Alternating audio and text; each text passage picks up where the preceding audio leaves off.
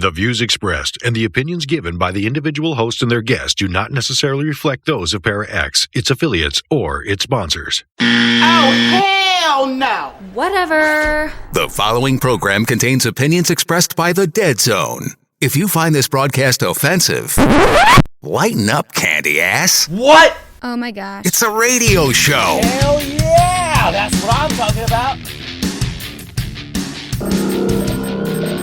Power up request received. Initiating systems. Powering up transmitters. Welcome to the Dead Zone. Wait a minute. Hear this.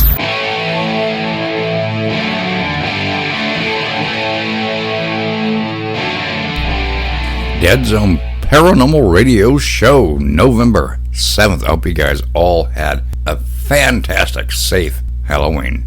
Tonight we're going to have on a very special guest, Robert Righ. Oh my gosh. I can never get anything right. Anyway, it's Italian. That's cool. But he has a lot to tell us about Ted Bundy. He was actually there. It's going to be really cool. Also, a couple of new tracks by Void Vader. It's going to be great. It's going to be great tonight. What can I say? Check it out.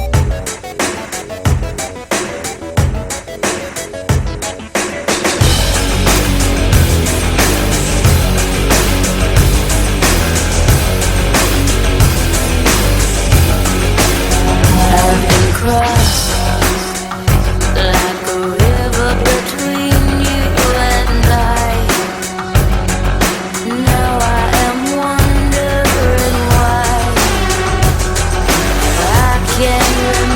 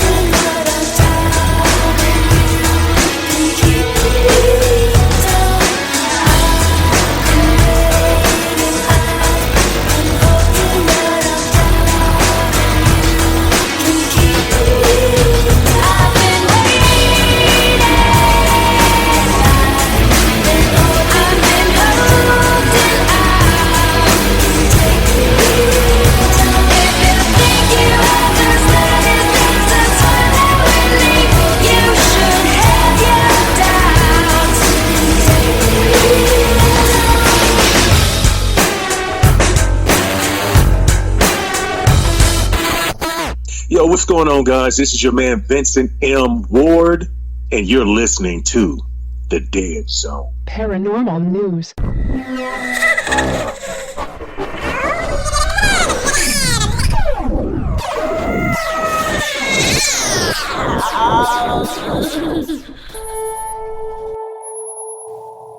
Hey guys, I was doing some research trying to find a recent paranormal news article that I could read for you guys and talk about, but I really only found one that was of any interest to me on Coast to Coast AM.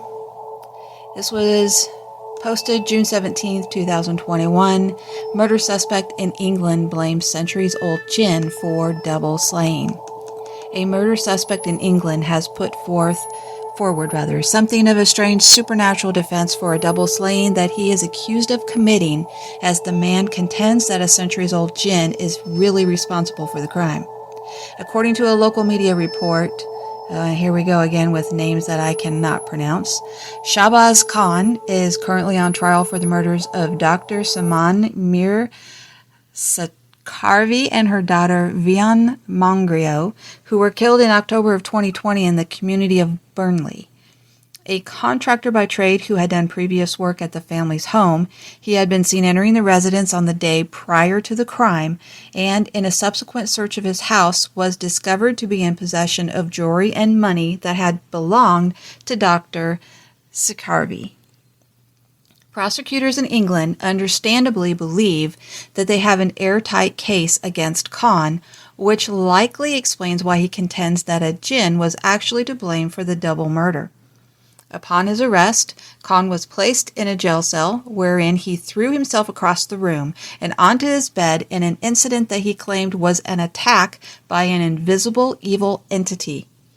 In an interview with police the next day, the accused killer began undulating and informed them that they were speaking to a 620-year-old supernatural spirit named Robert Smith Wood, who happened to live in Dr. Sakarvi's home.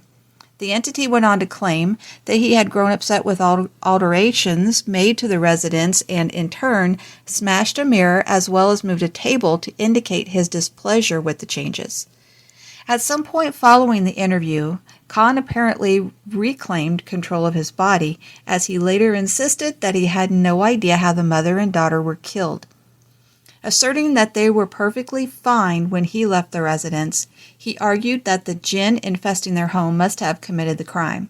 As one might imagine, prosecutors are not buying Khan's story, arguing to the jury at his currently unfolding trial that the man's actions while in custody were simply his way of trying to set up his defense to say he had been attacked in his cell by a supernatural spirit. They went on to muse to the court, was it real in his head that he threw himself across his cell to his bed, or was it a feeble attempt to pretend there was something wrong with his mental state? Ultimately, they called Khan's defense absolute nonsense, declaring that Dr. Sakarvi and her daughter were not killed by supernatural spirits. Beyond the pilfered property found in the man's possession, prosecutors also suggest premeditation on the part of the accused killer, as, following the double murder, the family's home had been set on fire, while web searches on his phone centered around whether or not fire could destroy DNA. And so, unless Khan's attorney can somehow find a way to get Robert the Jinn to take the stand, he's likely to be headed off to prison in the not-too-distant future. Now, I tried to find out if there were any other recent reports of demonic possession being claimed as the reasoning behind their actions. And what I did find was on WOWO.com. This is a radio station. They did a very short story back in November 15, 2018, called Suspect Claims Demonic Possession in Murder Case. This was in Fort Wayne, Indiana. A Fort Wayne man accused of murdering his own mother last month told police he was possessed by demons and Adolf Hitler. That's according to court documents in the case of 34-year-old Jason Stace. The Journal-Gazette reports his lawyer filed the documents to ask a judge for a mental evaluation in order to see if he is competent to stand trial. The paper reports his attorney also indicated that they'll be relying on a defense of mental disease or defect. Police say that he admitted to punching, biting, and choking Joy Stace in their home on October 24th. So then I found another one. This is on NBCWashington.com. And this one, hold on, got to scroll up. This one was dated May 24th, 2018. Suspected gunman spoke online about demon possession. The man suspected of shooting 3 people inside an Oklahoma City restaurant before being fatally shot by bystanders had no obvious connection to the victims or the restaurant and was legally authorized to carry a firearm. Investigators are trying to determine a motive behind the Thursday night attack that wounded 4 people, according to Oklahoma City Police Captain Bo Matthews. He said the only interaction police had with the suspected gunman, 28-year-old Alexander Tilghman, was during a domestic assault and battery call when Tilghman was 13. A police report from that 2003 incident indicates that Tilghman was arrested after his mother told police he punched her several times during a dispute over a vacuum cleaner. Matthews said Thursday's shooting appeared to be random, but noted that Tilghman drove to the restaurant and wore protective gear for his ears and eyes. It looked like his mind was made up that he was going to discharge his firearm once he got there. Matthews stressed that the investigation was ongoing and confirmed that Tilghman's mental health was being looked into.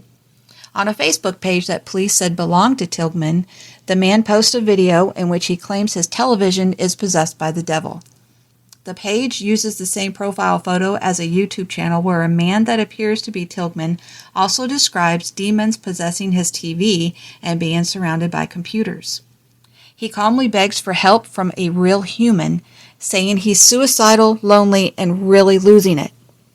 The director of the LGBT rights group Freedom Oklahoma, Troy Stevenson, said Tilghman is the same man who distributed flyers across Oklahoma City earlier this year, warning of demons taking over people's bodies, and a reporter with the LGBT publication The Gaily conducted an interview in January with Tilghman, who warned of demons in clone transsexual bodies. Flyers with similar messages were plastered all over a vehicle that Tilghman drove, said Ryan Biolak, who said he frequently saw Tilghman at his apartment complex in northwest Oklahoma City. Biolak said he saw Tilghman acting strangely Wednesday night. He was twitchy, grabbing his hair, and acting weird. I was uncomfortable and definitely wanted to get away from him. A man who identified himself as Tilghman's brother told television station KOCO that Tilghman needed mental health treatment, saying nobody reached out to him, he was crying for help. Tilghman was licensed as an armed security guard, which authorized him to carry a firearm, said Gerald Conkler, General Counsel for the Oklahoma Council on Law Enforcement Education and Training. The council certifies law enforcement officers and other armed personnel across the state. Obtaining such a license requires a background check and at least 72 hours of training. A woman who answered the phone at the home believed to belong to Tilghman's mother declined to comment when contacted by the Associated Press. Police said Tilghman was armed with a pistol when he opened fire inside Louis on the Lake around 6:30 p.m. on that Thursday. A 39-year-old woman and 2 girls were shot and wounded, while an unarmed man broke his arm while trying to flee. All 4 victims were in good condition Friday, according to the police.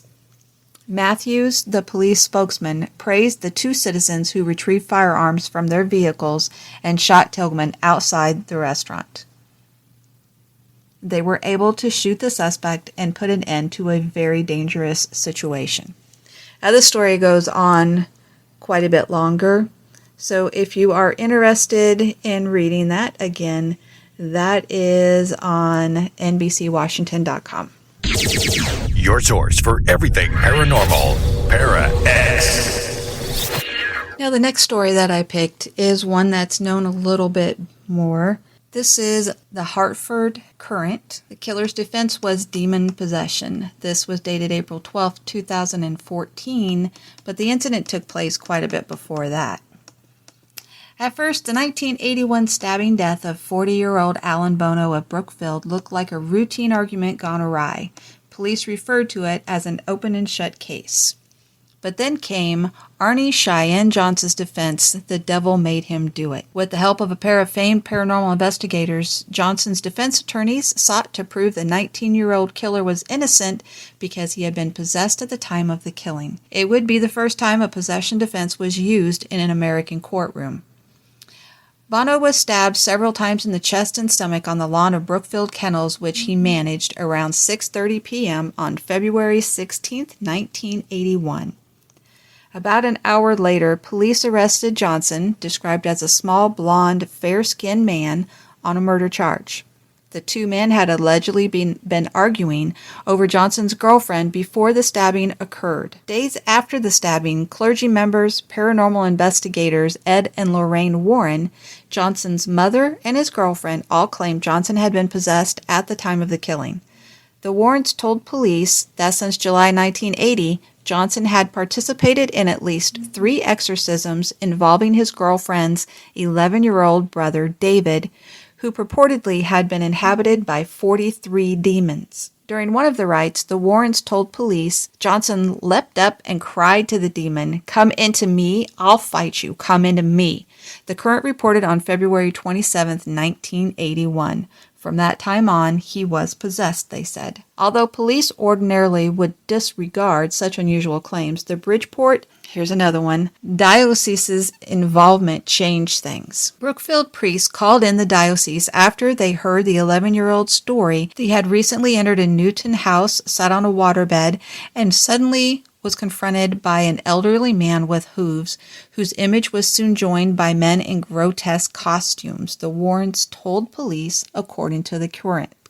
Shortly after Bono was killed, the diocese stopped commenting on the boy's case, but a spokesman did acknowledge that a priest had been assigned to investigate the boy. The spokesman told the Courant it was the first time the diocese had assigned an investigator to look into diabolical possession. Johnson was present for the exorcisms and soon began to display violent behavior. At one point, he reportedly put his fist through a chest of drawers, growling like an animal, and then couldn't remember the incident, the Courant reported. "We knew this case would end in tragedy. It was inevitable," Lorraine Warren told the Courant. "But Arnie was the last one we would have ever thought it could happen to." Before Johnson was indicated on March 19, 1981, Waterbury lawyer Martin J. Manella offered to take on his case for free. Manella's plan to pursue the unprecedented demon possession defense was widely publicized. Manella said he hoped to subpoena the priest involved in the exorcism and hoped they would break tradition and speak about the rites. Though police investigated the Warrens' claims, they maintained that Bono was stabbed after a fight over Deborah Glassell, Johnson's 26-year-old girlfriend. In April, Johnson's lawyers gained permission to examine the clothing and tissue remains of Bono, who had been cremated. They said the absence of blood, rips, or wounds could prove that demons were involved. As the case progressed toward trial, the Warrens and Manella drew criticism from their peers who said they were involved in the case for personal gain. Typical of the criticism of the Warrens are comments by mentalist George Kresge, better known as the Amazing Kreskin, who argues that the Brookfield case is simply a means for the couple to prey on the superstitions of the public and build up their annual lecture revenues. They have an excellent vaudeville act, a good roadshow. It's just that this case more involves clinical psychologists than it does them, Kresge said in his story. Local attorneys said Manila was representing Johnson to rake in the publicity and that the legal community didn't take the possession defense seriously. Both the Warrens and Manila stood by their involvement in this case. Now, if you hadn't heard about this story, this is where The Conjuring had come from. was the story behind that movie and book. Anyway, I hope that you enjoyed this. If you'd like to read the rest of that story, that's on current.com, COURANT.com.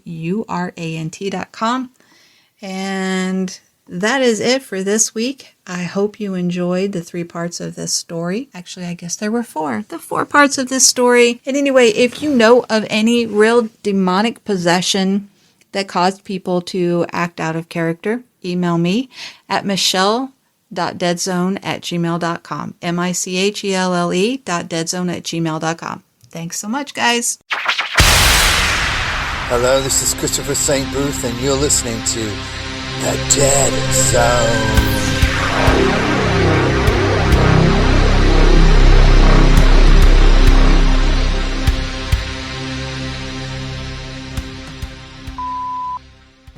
If all radio stations in town were palm trees, we'd be the one with the biggest coconuts. Now, Here are the one, the only Dead Zone. Okay, let's get started and call Robert. Hello? Hello? Hello. Robert, can you hear me? Yes, can you hear me? All right, get right up on your phone. Are you on speakerphone? Yes, I am. Okay, Can you hear me better now? Yeah, a little bit better. Yeah, that's a lot better, actually. So first of all, let me apologize. Am I saying that? Am I getting your last name right? Robert Righ? No, it's an Italian name, Righ. Oh, okay. All right. Michelle and I were like, I don't know how to pronounce that. So there you go, Righ. Okay.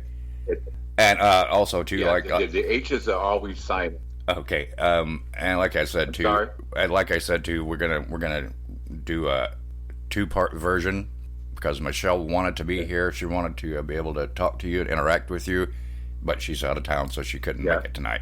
So first of all, give us a little bit of history. Okay, I am a psychic medium. Right. My first experience is when I was 4 years old, and I will be 67 in November. Right. I have a master's degree in forensic psychology and clinical social work from the University of Florida.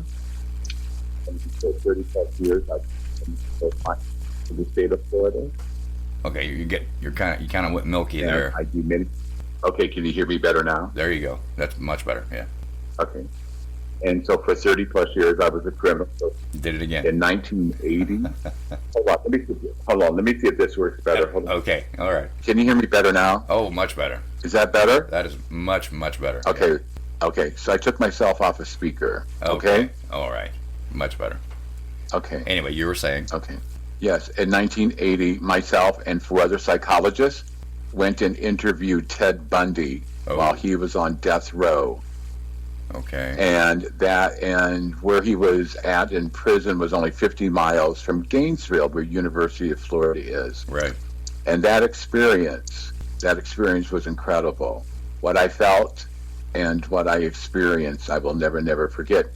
There were stipulations of where no one could bring any type of device to record anything. Right. Also, we were not allowed to bring pen and paper, so we couldn't write down anything either. Right. And I do so many things within the paranormal field. I've been involved in 2 exorcisms that were sanctioned by the Catholic Archdiocese of Chicago. Okay. And also that I mentor 15 children, in which I will call children of the paranormal. Okay. And also that I also volunteer while I'm in Peoria, Illinois, where I was born and raised, at a hospice that ministers to children in their homes. So I usually get called in just hours before these beautiful, precious angels leave this earthly dimension for the heavenly dimension. Right. And like I said, I do many things within the paranormal field. I also am a practitioner of past life regression and those types of things. So I do many things within the field. Right. Well, first of all, let's start off with the first thing you said. You did an interview with Ted Bundy. How did that go? Fill us in. We're curious. Okay.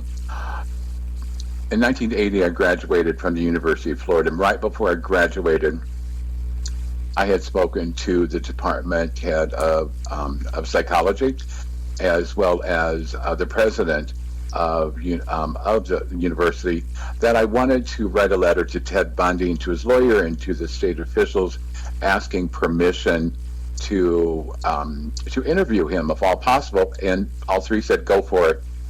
Okay. And 2 weeks later, I received a personal letter, handwritten letter from Ted Bundy. I received a letter from his lawyer, and also I received one from the warden, and yes, that we had permission. Okay. And it was only going to be 90 minutes. Right. Like I said earlier, that we could not have any tape recording, nothing like tape recorders, nothing like that. We could not bring a tablet. We could not write anything down, nothing like that. Also is that we were allowed to sit within 5 feet from him or 4 feet. Right. Okay. Right. He came into the room. He had shackles and he had 3 security guard around him. Right. But there were no bars between us. Right. Nothing. So we sat in the same room that he sat in. Right. What were some of the questions? And just that experience. Yeah. I'm sorry. I was going to say, ahead. what were some of the questions that you asked? But I mean, obviously you asked, the important ones. But what did he have to say? What did he have to say for himself? Okay, I went in there wanting to know the negative side of him, the evil side of him. Mm-hmm. The other psychologists were more concerned about and had questions regarding how he was raised, right, and such like that. And when Ted Bundy came in, I felt and I sensed the energy in the room changed completely. Right, it really changed. Okay. And when I looked at him in the eyes, you saw nothing but death, anger. His eyes got darker and darker as the interview went on. Really? So I focused mainly on how he got into what he got into. Mm-hmm. Okay, a lot of people don't know this, that he got into the dark side of things. Mm-hmm. He started to play with the Ouija board, mm-hmm. and not saying all people who play with the Ouija board end up being serial killers. Right. I'm not saying that. Right. But for him, it was just a perfect storm because he had been lied to, betrayed by his family. His mother had Ted in a home for unwed mothers in Vermont. Okay. He was born in 1948, so just think of the stigma. Right. Of someone going away and then coming back, you know what I mean? Yeah. And so that stigma culturally was horrible with him. Right. It was horrible. And then from there they moved to Pennsylvania, and he began to act out. He lived with his grandparents. Now, there are stories out there. He would not deny that, or he didn't agree either, because I asked him who his father was. I said, well, some people say that it's your grandfather. Some people say it's your uncle. And he just looked at me and shook his head. Huh. And so he never did ever divulge to me, or really to anyone, who his father is. Right. Maybe Bundy is the name of his stepfather. I was going to say maybe he didn't know. Maybe I'm sorry. I was thinking maybe he doesn't even know himself. Yeah. Huh. Right. And so if he does know, he never said anything to us. Now, the person who had him, and yes, he is this woman. Her name is Eleanor Louise, but she went by Louise. Mm-hmm. Anyhow, Eleanor is his mother, mm-hmm. but it is also his sister. Oh, really? He did not understand and realize that his mother was really his sister. Or also his sister. Wow, yes. That's messed up. So, and he did not know that, because when they moved from Philadelphia, then they moved out to the Pacific Northwest, because he was doing all sorts of outrageous things in Philadelphia. He would openly masturbate. He would urinate outside. Granted, boys are going to urinate, on farms and into the forest and things like that, right? Right. But for Mr. Bundy, for Ted, he would openly urinate in school. He would openly masturbate in school. He came from a very, very religious Methodist upbringing. Yeah. And so if you look at his backstory of him, he was a perfect. It was a perfect storm. It truly was. Right. And then when he got to Seattle, and he was kind of a loner then. The kids didn't like him, but he was very engaging. He was a good-looking kid. He was a very good-looking man. Very, very, very charismatic, but also very, very narcissistic. Right. He knew how to manipulate. Right. And he manipulated very well.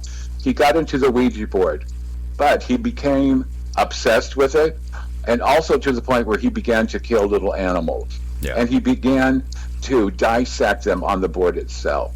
He said to me that he would call demons from the board to come inside of him to give him more power. Good Lord.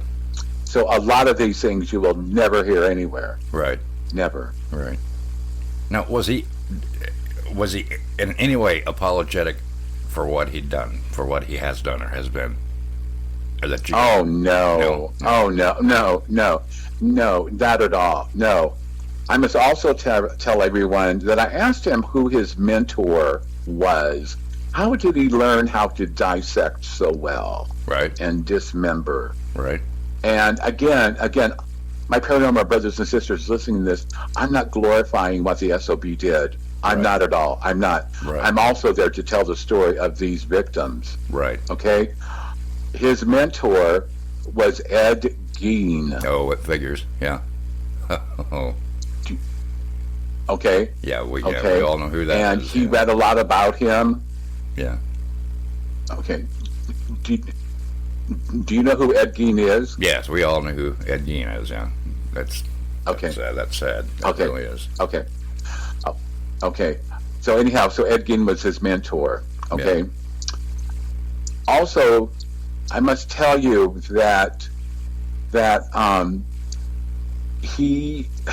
the day that he was executed, and prior to that, I asked him, and I wrote a letter to his lawyer and to the state, if I could please be there the day that they executed him, and he agreed to it. Right. So I was one of the 42 that sat behind this glass, a two-way mirror, and saw him being executed. Right. But during this 90-minute session with him, never once did he apologize. He never apologized right before he was executed. Not at all.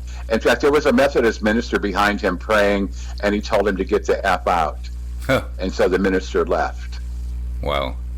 You know? Yeah. Also is that usually they put a hood. They usually put a hood on a person who's going to be executed like that in that way. And he refused to put it on. He said, no, you're not going to put it on me. Right. And so they never did. Never. Right. Now, but his last, go ahead. I'm sorry. Go ahead. I can't remember now. What was the method? Was it lethal injection or a gas, or was it Old Sparky? I can't remember. Electric chair. Old Sparky. Yeah. Old Sparky, as they say. Yeah. Okay. So we saw him. We saw him. You know, they wet down his head and such like that, and some of his head was shaved and such like that, and so we saw the sponge, we saw the things going on top and stuff like that. Right. And right before they turned on Old Sparky, they asked him if he had anything else to say, and he looked at everyone, and he knew there were people on the other side of this two-way mirror, right? He knew that. Yeah. He looked at us and said, let everyone know that I love everyone. And that was it. That was it. And that was his last words. How bizarre is that? That was it. That is crazy. I know, very bizarre, but let me tell you that being in the same room as Ted Bundy, the air, the energy changed. He would begin to sweat when he was talking with me and the other psychologist. It was totally different. Right. So I got a different energy from him than what they did. And two of the psychologists ended up never being psychologists. Huh, really? And it was three women, and yes, it was three women, and two of them decided to go into a ministry helping women who are abused through domestic violence, and also women who are being trafficked and such like that. Right. And so that's what those two psychologists are doing. The other psychologist is still a psychologist, or retired by now, and the other male psychologist is also retired completely. Wow. That's so that is the story that a lot of people, most people, will not ever hear. right. Well, you heard it here. Right. Yeah. That's bizarre, man. Yeah, that would have been. Thank you. Thank you. I appreciate the opportunity. Yeah, I mean that would have because been. a story needs to be told about Ted Bundy, but also that the women's stories need to be told also. Right. He decapitated 12 women, kept their heads as trophies. Oh no! He did have one teenager. He did. Yes, and he did have one teenager that he did murder, a young girl. Yeah. Also, I have a connection with one of the victims. I was in grade school. This young girl, she graduated from high school. She lived down the road from me with her family there in Peoria, Illinois, and she decided to hitchhike to the Pacific Northwest, because during that time kids just hitchhiked. Right. You know what I mean? It was just normal to do that. Right. Anyhow, that's where she met Ted Bundy, and that's where she was murdered. Oh. And they found, and about a year or so before he was executed, he started to sing like a canary, as they say. And he told the authorities that he could go anywhere in the country and he would show them where bodies were at. Right, because he would travel around. And so one of them was the body of this young girl. Right, he could travel on, and a lot of places he just wanted to go and see before he died. Right. Right. But one of the places where he went was South Texas, and that was the shallow grave of the young lady that lived on my road. Oh wow, that's horrible. I had no idea. I had no idea he kept trophies. I didn't know anything about that. Wow. Yes, he did, and he did all sorts of things. I mean, I could go into the gore, but it's just the fact that that the stories of these women need to be told. You know, I know that other podcasts that I've done, and when I talked about Ted Bundy, I have never heard this, but people will comment and say, "Did you hear the scream of a female?" That they heard while I was talking about Ted Bundy. And also, when I talk about Mr. Bundy, a lot of times the phone goes dead. A lot of times it does. It's unbelievable what happens a lot of times when I do talk about him. And yes, these young women who were murdered and dismembered by this animal, they did come back and assist the women who were being murdered. They assisted them going to heaven. Wow. I have connected with some of the women that had been murdered by Ted, and I asked them, did you ever try to intervene? And they said they couldn't, and I understand that, and I understand that fully, okay? Yeah. But what they were there for, they were there to take their sister to heaven with them, where there was no more pain and such. Right. That's weird, man. And I could go into more about Ted Bundy, but it's just the fact that also there's one more thing about Ted Bundy, and that is that he is the one who turned in the Green River serial killer. Oh, really? There were two, weren't there? He is the one who contacted the police and said, "This is how you're going to find him. Right. This is what he's going to do." Right. And I asked him about that. Well, he's so narcissistic. He told me that he wanted to get rid of the Green River murderer. He wanted to get rid of that guy because that guy was taking the best stock from him. Yeah. Oh, wow. Wasn't there So two? the Green River guy was taking all these. Oh, wasn't there I'm two? sorry? Wasn't there two Green River killers with their brothers or something like that? Or am I thinking of someone else? No, as far as I know, it was just one.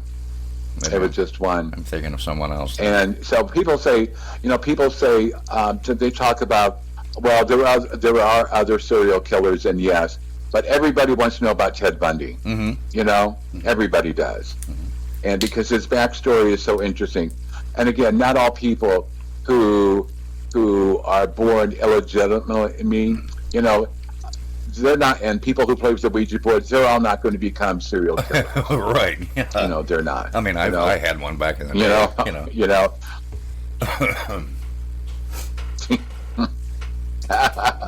that is one thing. And also, there was a serial killer. Well, go ahead. I'm sorry. Go ahead. That's another thing. The next time you're back on here, when Michelle's here, she doesn't care for or want a Ouija board around, so you guys can discuss that. Right. I'm sorry. Go ahead. Yeah, that's fine. Yeah, because I have nothing to do with them either. I don't. I mean, a lot of practitioners use them, and God bless them. But for me personally, no. I stay away from it. Right. I stay away. Right. I've always been of the opinion. I mean, it's not necessarily the boards; it's the way you use it. I mean, it's a Parker Brothers kids game is how it started out, and it just depends on the person. Right. And the way you use it. Right. And that's very, very true. Right. It is. It's very true. And Lee, I was going to tell you that. Remember a couple minutes ago, I talked to you about sometimes that Ted Bundy will interrupt our conversation. Yes. Okay. Yes. There was probably 30 seconds when you were talking to me that it was all garbled. Really. Oh, I know. And I know. so we have yeah. Oh, yeah. I know we have a kind of a bad connection out here sometimes, but yeah. Oh, that's weird. Okay, but anyhow, somebody asked me where he's at this moment, and I said he's probably, what I feel and sense, that he's probably in the lowest part of hell. But on the other hand, I'm just glad that he's not here. Right. Justice was served. Right. And that he was a lawyer. He also had a degree in psychology. Yeah. And I asked him about that. And he said, I became a psychologist because I wanted to learn how to manipulate people. Right. And being a narcissist. And that's why he had a head start already, right? Oh, yeah. Yeah. Right. And I asked him about that. If people know anything about narcissism, and especially the real severe narcissist, right, that narcissism will say, well, you got away with it one time. Mm-hmm. You can do it again. Right. Then you can do it again and right. again and again. But in the long term, the narcissistic part of him also turned him in. Okay. People become sloppy. You know what I mean? Yeah. People become sloppy. They think they can do it without being caught. It's just like the BTK. Yeah. That guy in Wichita. Yeah. And yes, I write to him. I write to a lot of people in prison because I'm fascinated with the criminal mind because of being a criminal profiler. Right. So Jeffrey Dahmer, I have a letter from Jeffrey Dahmer, several of them before he was killed in prison. I write to the BTK killer, which is in Wichita. I write to him. Also, Scott Peterson, that killed his wife Lacey, that lived in California, and so I write to him. I had written to John Wayne Gacy, and so I have letters from these folks, and I've been offered a lot of money, Lee, for these letters. Right, for publication. But I will never sell them. Right. They will go to the grave with me. Right. They will. I mean, in theory, you could publish those in a book and probably make a lot of money, but I mean, that's a personal decision on your own, of your choice, so yeah. Right. What are your thoughts? Right. Someone offered me. Go ahead. What are your thoughts? You said Bundy's in hell. Sorry? What are your thoughts on? You said Bundy's in hell now. What are your thoughts on him possibly being able to come back as a spirit? I believe that he has come back in other serial killers. I think he has helped them. That I believe that his negativity and that energy has entered a lot of other people who are now or who were serial killers. Right. Really. Right. I truly believe that. Right. I do. But there was no redeeming bone about that man. Nothing. Right. Nothing at all. He never apologized. Never did he ever apologize. But there's a lot more, Lee, that I could go into that really would make sense more about Ted Bundy. Right. People want to hear about the gore part of it, and salacious things and such like that, and I understand that. But again, I am not glorifying what he did. No. But these stories of these victims need to be told. Right. They really need to be told, especially the 12-year-old young girl that he murdered. Right. That was the only one that was underage. Right. And let me tell you something else, Lee, and my paranormal brothers and sisters who are listening to this, that all the women that he murdered looked like his mother. And always remember that his mother was his sister. Was really his sister. Right. Wow. Yes. Uh-huh. That's crazy. You know? Hey, Yes. big surprise here. Michelle just walked in the room here, so I'm going to let her sit here and... oh, wonderful. Yeah, I'm going to let her sit here and ask you a few questions. All right? Oh, fine. That's great. Yes, that'd be fantastic. Hi, Robert. How are you? Wonderful, Michelle. How are you, dear? Oh, I'm doing good. I'm sorry. I wanted to be here earlier so I could be here during the whole interview. I was really, really anxious to listen to your stories that you've been telling, but I didn't make it back in time. I'm sorry. I tried. Oh, I understand. Things happen, and but anyhow. But I'm glad that you're back right now in the studio, so we can chit chat a bit. Yeah. So, did you guys already talk about the segment that I did on the paranormal news that you were asking about? Oh, about no, that wasn't discussed yet. About the psychic medium and $5,000. Yeah. You said you wanted to talk about that. What was that? What was it about that one you wanted to talk about? Okay. Her name is Sophia Adams. She's on this website where there's probably about 30 or 40 different so-called psychic mediums, right? And so anyhow, this gentleman reached out to this website, Google psychic mediums and such, and he found a complete list, right? And Michelle, after that, you sent me that link. I looked, and it's still up there. It still is, okay? She said that she does psychic readings, she does tarot cards, and also that she has a degree in life coaching. And if you go look into her degree in life, being a life coach, it's an online degree. You pay like $100 and you get this damn certificate that means nothing. Right. Nothing.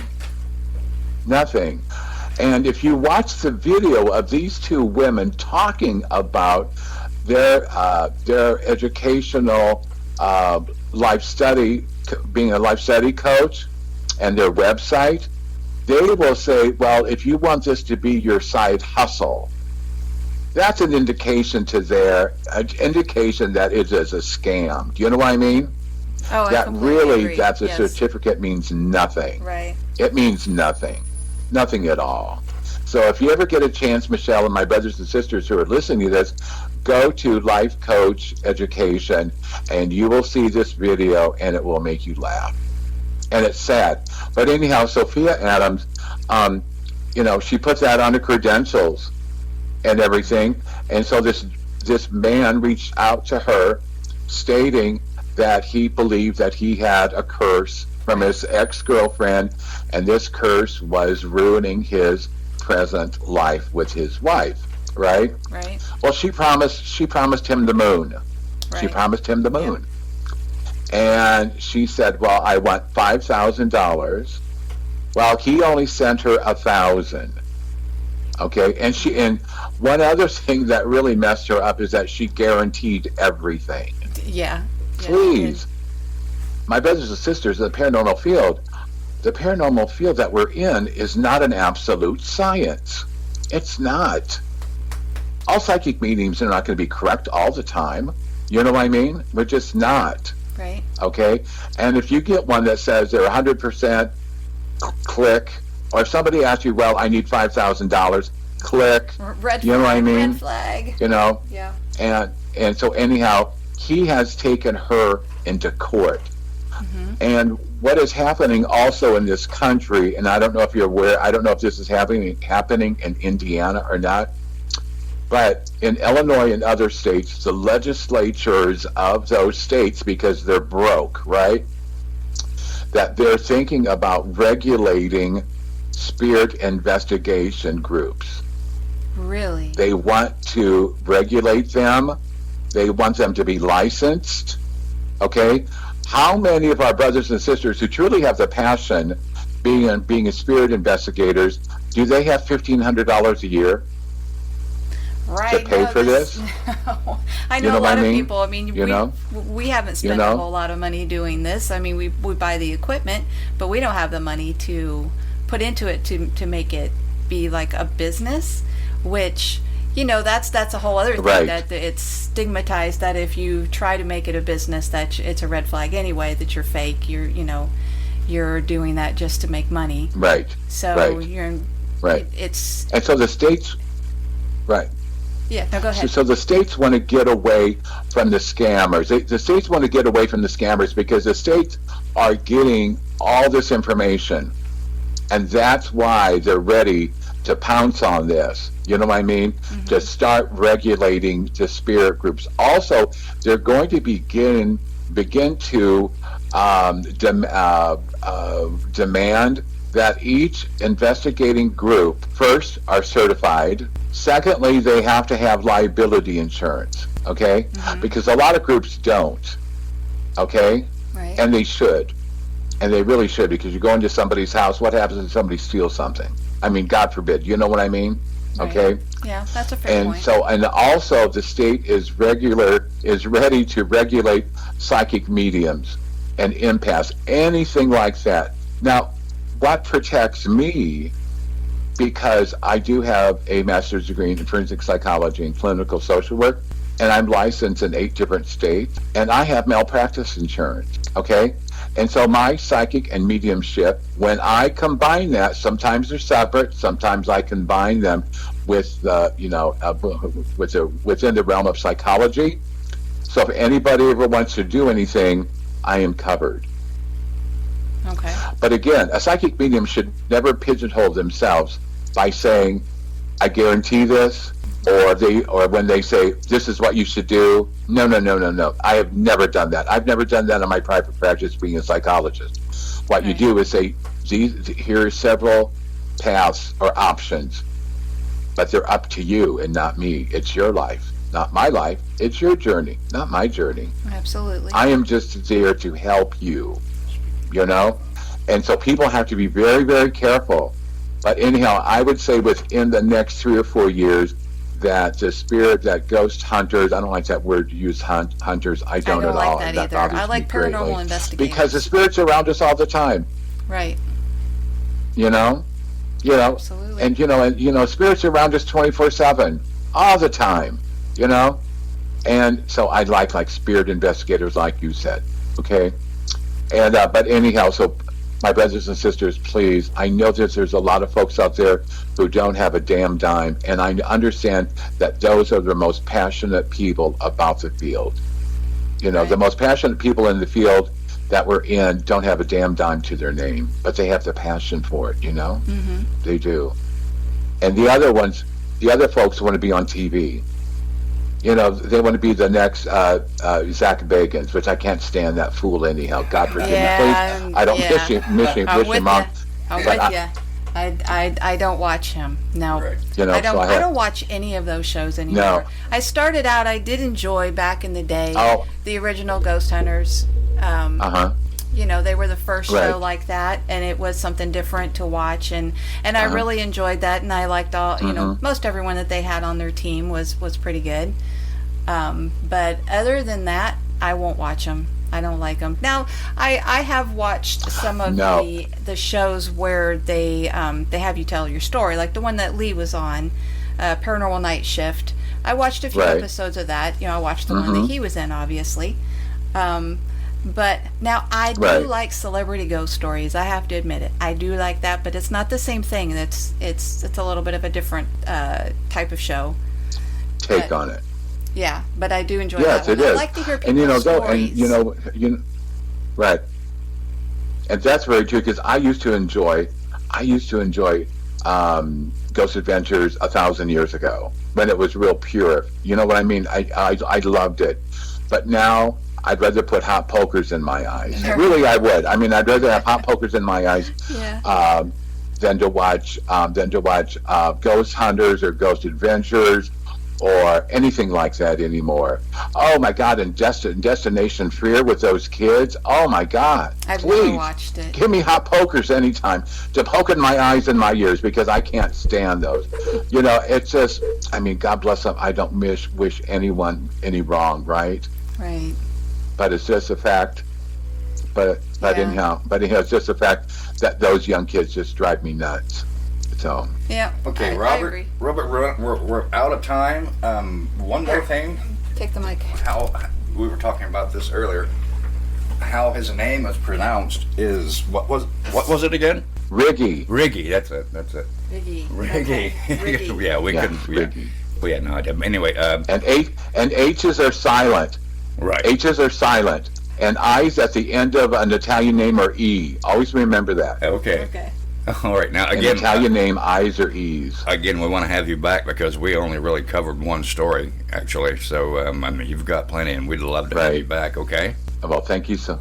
Yeah, anytime you want me to come back, just let me know, and I will set aside time, especially for my Midwestern folks. All right. Okay. All right, man. Well, thank you very much. And is there anywhere that do you have any books for sale or anything like that that you want to put out there? No, I don't. No, no. I mean, I have like 40 years of documentation, right, within the paranormal field, but I have not written a book yet. Okay. No. Somebody says that I should, but anyhow, but it's my journey, so maybe one day I will. Right. Okay. But anyhow, love, light, and peace to everyone. You know, have a great Halloween. Okay. All right. You too. Back at you, buddy.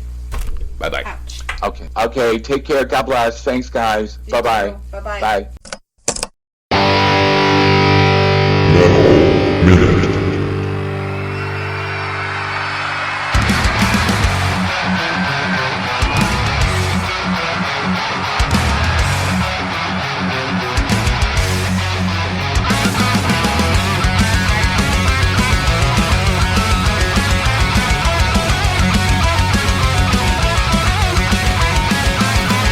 I remember when this love was slow as cement.